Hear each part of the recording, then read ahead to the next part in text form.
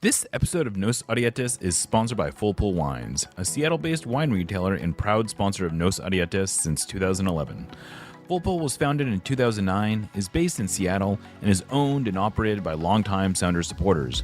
They offer the best boutique wines of the world to members of their mailing list, with special focus on their home, the Pacific Northwest. Hey, this is Christian Roldan. And Jordan Morris from the Seattle Sounders Football Club. And you're listening to This is Nos Arietes. Here we go. Come on! Hey, O'Shan! Let's go! Save by Fry!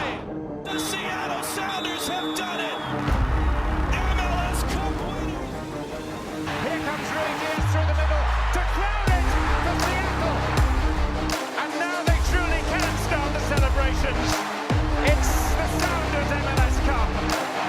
Nicola leaves absolutely no doubt! The Sounders rule the region! Seattle Sounders is good. Seattle Sounders, the greatest MLS team in history. They've scored! They've scored! Finally! This feels fucking awesome. This is a tiny dog. Is that what you young people call twerking? And Portland can't say it's cheap. We want to win. Let's see on a Sunday, bro.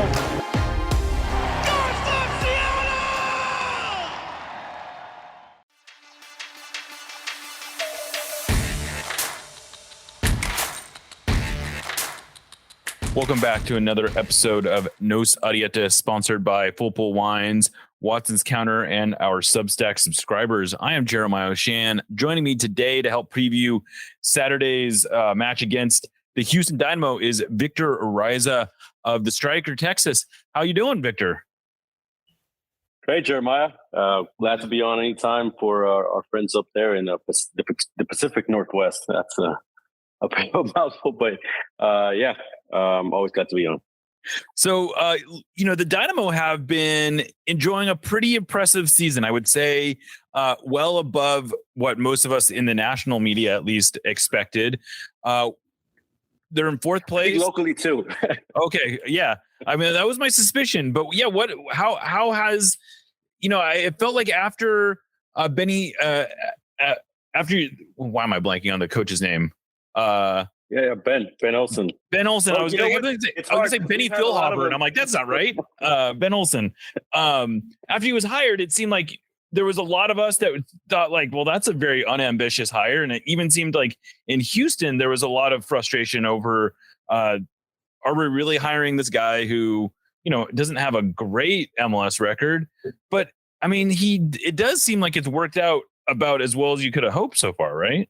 Yeah, it was out of left field, I think, for a lot of people. And look, don't feel bad, because I think even in Houston, there's a lot of people that don't know who the coach of the Houston Dynamo is. And that part of that is the revolving door of coaches that it's been through here for the last couple of years. Mm-hmm. Within the last 5 years, I think you're talking about, it's been, about 3 or 4. So, but, part of this was, the big thing that Onstad, the sporting director general manager was kind of always putting out there in the interview process what a guy with MLS experience. Mm-hmm. And that's what they did with the first head coaching hire under Onstad, which was Paulo Nagamura. Obviously less experienced, didn't work out. After 8 months, they pulled the plug. And Olsen's a guy that, has coached more years, has had a little bit more ground in the league. Obviously, Onstad coached under him at DC United, so there's a link there as well. And, I think the biggest thing is they truly believe that if at DC United, he was underserved, they hadn't given him enough resources, and that they could be able to get him that here in Houston. I think the biggest change here has probably been Hector Herrera, the midfielder brought in last year, has had a full preseason. He's been worth the price of that designated player spot. So I think it's a mix of different things come together. Certainly the home record helps out a lot. And there is something maybe to this, Benny ball, right? With, the one thing fans have been wanting to see for a long time is, and part of it is because there was a lack of stars here in Houston before, but just, fight for the shirt, at least give fans something to feel good about, right? And again, when Olsen came in, all the right things were said, and at least for the moment, half the season, looks like it's going in the right direction. Yeah. So aside from Hector Herrera, who else is standing out for you guys? There's a couple of guys. I mean, Steve Clark is obviously a solid guy to have in goal. He was here last year, and I think this year he's. It helps to have a little bit better defense, right? And part of that is the midfield that is a little bit more stacked. With Herrera, you have Alberto Carrasquilla, who's on international duty right now, but himself with Artur, who they brought over from Columbus, has changed the way that midfield is. Controls the ball a little bit better, helps again the defenders, and they brought in an experienced defender in Eric Sviatchenko over from Denmark. It's worked out a little bit, right? Because they had a DP spot locked up with Tine Chadebe. He's out for injury, but the back line is working with Sviatchenko. They got a young center back in there, Mikael, Brazilian. And Franco Escobar is another one, again, experienced guy. They brought him over from LAFC. He was also with Atlanta United, won a cup with both of those teams. And then the left back has sort of been a little bit of a switcheroo there. It kind of depends, but Daniel Steres is playing out of position. But some of these veterans I've mentioned to you, right? Steve Clark, Artur, Escobar, those are the guys that have sort of made the difference with Carrasquilla, and again, just give the Dynamo a bit of a good base of experience and just ability as well, which is what they've been lacking over the last couple of years. Yeah, so you looking at this team, the thing that absolutely just jumps off the paper is the extreme home road split that Houston has, has experienced this year. 7-1-1 at home, best home record in the league. Only allowed 3 goals at home. So the one loss they have is to the Sounders, and that was a game where they obviously had 2 red cards and a bunch of players missing. So pretty, almost unbeatable at home. But then they go on the road, and it's just almost a complete mirror image. 1-7-2. They've been outscored by 15 goals on the road, given up 22 road goals in 10 games. I mean, it's almost it's just like it's hard to process. How do you describe? How do you explain this extreme difference? Well, it's I guess maybe the best way is the Dynamo way. Dynamo have never been good on the road. You go back to those first couple of years, they weren't good on the road. Not abysmal, right? Maybe that one season, I don't know. But I mean, if you go back, you can see that it just hasn't been that way for Houston. I don't know if it's travel, what plays into it, particularly in these years where they've been bad. They haven't been getting results at home. Their last playoff season, 2017, if you compare the numbers, they look very similar. It was like 12 wins at home, 1 loss, and then you look on the road, they only had 1 win the entire year, but they got to the playoffs, I think with like a 4 or 5 spot. I think they just got the 4 to get home field, but that's just kind of the way it is. I think, they're finally a little bit more solid to where they can use a little bit of the heat in their favor. Obviously, for the earlier results, I think they weren't getting everybody's best shot. If we're kind of analyzing a little bit, maybe teams are still underestimating them because, again, you think of the Dynamo, you think they've been low in the Western Conference. Naturally, they maybe don't give them as much credit, and then it just kind of comes at you as a surprise. On the road, I do think they still get intimidated some places. Historically in the Pacific Northwest, they haven't been good. When they go to Portland, they went to Vancouver a couple I think it was about end of May. A couple weeks ago. And what was it, like a smacking? It was a 6-2 loss to Vancouver. So yeah, that's kind of the puzzle that the coach has to figure out. But I think it just, it's easier to have the home crowd behind you a little bit and shock teams in your own place, I think, than what it is on the road. Yeah, and they've been particularly bad in Seattle, going through their record here. Never won. I don't think they've ever won. They have a few ties, but not many even ties. You go all the way back to their, I think it was their first ever meeting back in the Open Cup in 2009, where there was the famous here. The zombie J, it's known as the zombie Jaquia game because Nate Jaquia scored a goal while wearing a bandaged head. But then Houston repaid the favor and knocked the Sounders out of the playoffs. But that was a tie here, even when they advanced in that one. But yeah, other than that, like a few ties, but not necessarily blowouts. Last year the Sounders won 1-0 here. The year before that it was 2-1. And so it's just not a lot of close games. But yeah, was it 1-0 the last one? No, I'm wrong. Year? It was 2-1. I was looking at the last game that was it was the last, and that was a knockout blow if I'm not mistaken. Like if I remember correctly, that was like Nagamura's last game. Yes, I think you're right. I think you're right from that, and he was gone. Yeah. I think I'm pretty sure you're right about that.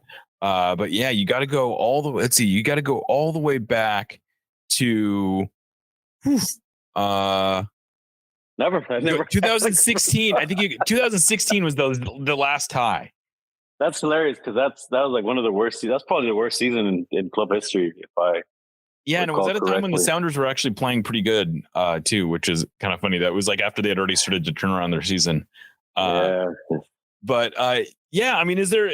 I don't know. It's obviously a lot of different coaches, a lot of different players in that time, and so I'm always reluctant to like write too much into that. But this is one of those streaks that has gone on for an awful long time, and even Brian Schmetzer apparently has a 9-2-2 record against Houston. So pretty resounding in their favor. But I don't know, what would you say the attitude going into obviously Houston had a couple huge wins just recently, one of them on the road against LAFC, a place where, by the way, the Sounders have never won in the regular season. So there's a feather in the cap of Houston. Well, there you go. Yeah. And so I guess it's all, but also the Sounders fans will be relieved to know that they're not on a long losing streak on the road because of that win. The Sounders have had a lot of struggles with teams that are on long losing streaks this year. But I mean, what would you say the attitude, the confidence level of Houston going into this game would be? It's hard to gauge. I mean, I think confidence-wise, you have guys like Herrera, Fyachenko that kind of bring up that confidence. That sure. But it's not up to that. I think it just tactically they got to piece it together, and I think that's the big advantage that they have, or disadvantage, I should say, against Seattle. I think the fact that you have a coach like Schmetzer who can read games, who can adjust.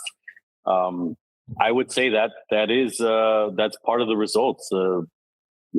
I thought the Sounders would come in here and win and sort of break that home record that Houston has been having for that reason. I didn't think they were going to do it with like an alternate squad, and it was going to be Rock who scored. But but it just seems like, and to be fair, they were hanging in that game, and they're going to tell you that they had 2 players sent off, and it would have been a different story, and we'll never know, but.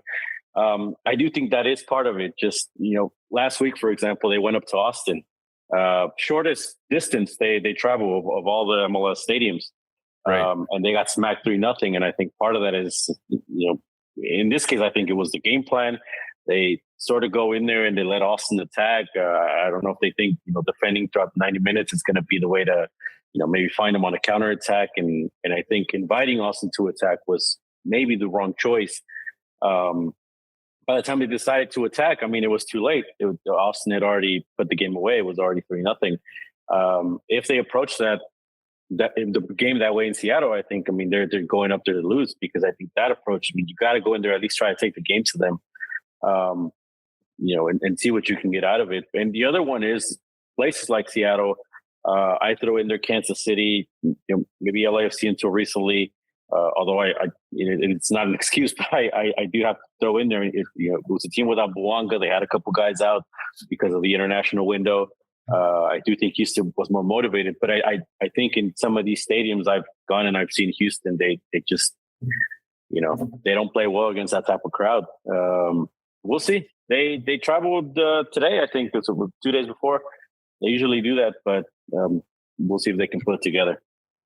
Well, moving beyond this game and sort of looking into the future, does it feel like Houston as a club, as a franchise, whatever, does it feel like they've turned a corner? Does it feel like maybe we're on the up and up here?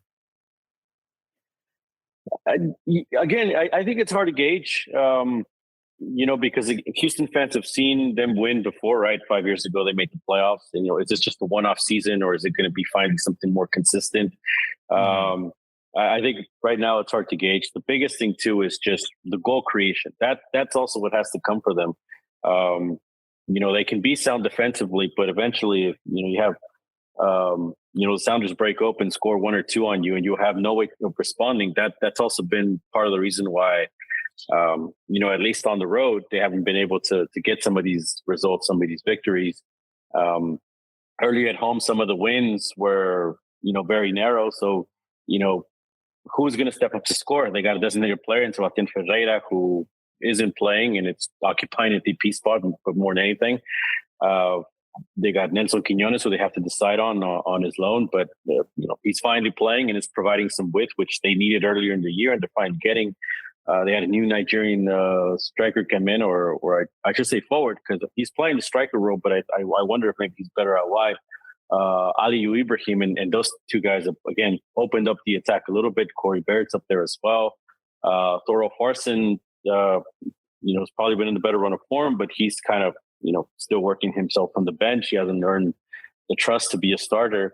There's no definitive goal scorer. There's no guy like you guys can probably point to. I mean, even if they've had injuries lately, or been absent, but you guys can point to a Rui Diaz or Sure. Lodeiro to go save you a game, or Jordan Morris, right? Houston, I don't know. I don't think they have that other than Hector Herrera, off maybe some set pieces here or there. Until they get a player of that caliber like they used to have back in the old days with a Brian Ching or Dwayne De Rosario, I think, that's what's going to keep them from getting back to that level. Yeah, and I'm one other player I'm curious about is Sebastián Ferreira, who had such a good year last year. He's a young player still, but he's only got 2 starts, less than 300 minutes.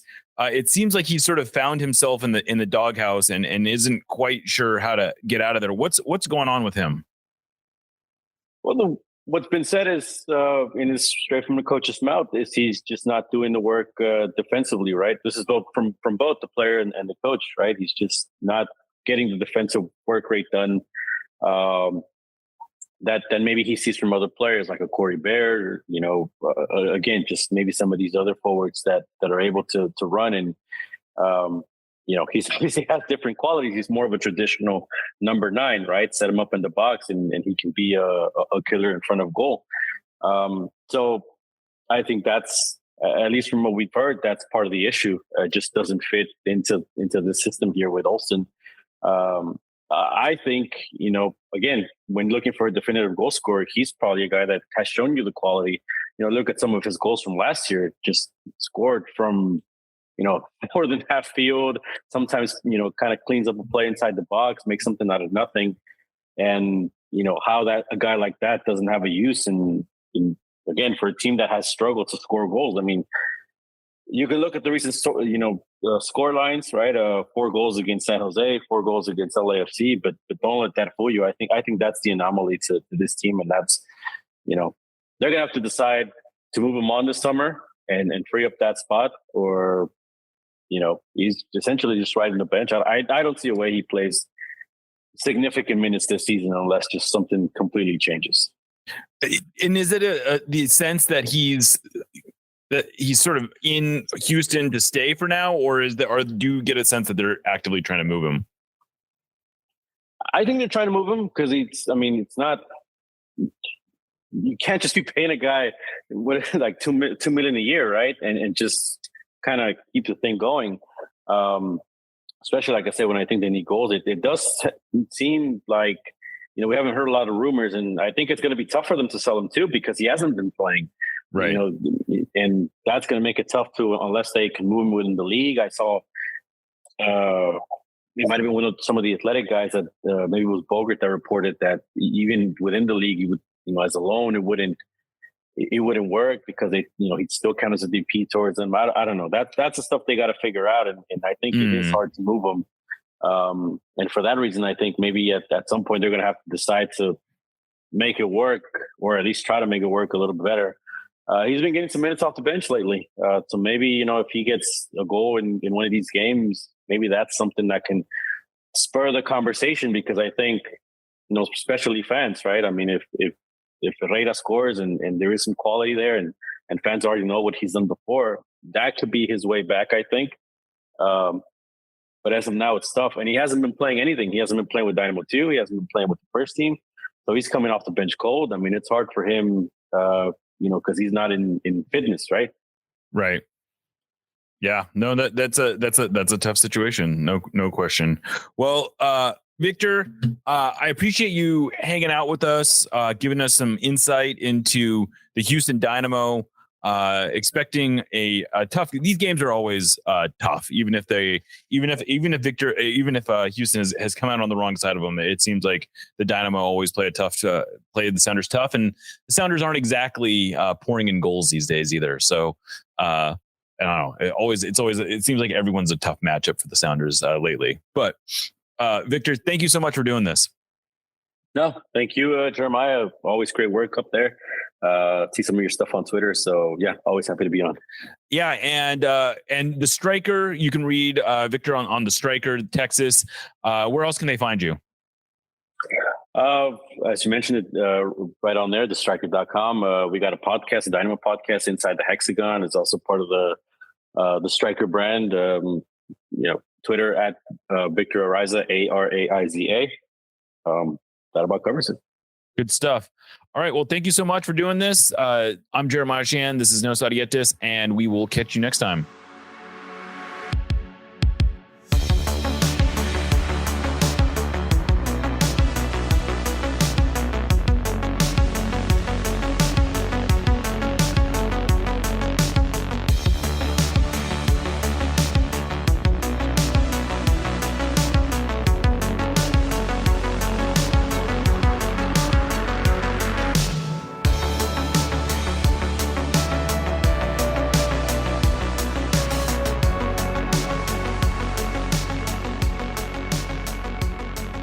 We love you. Let's win another one.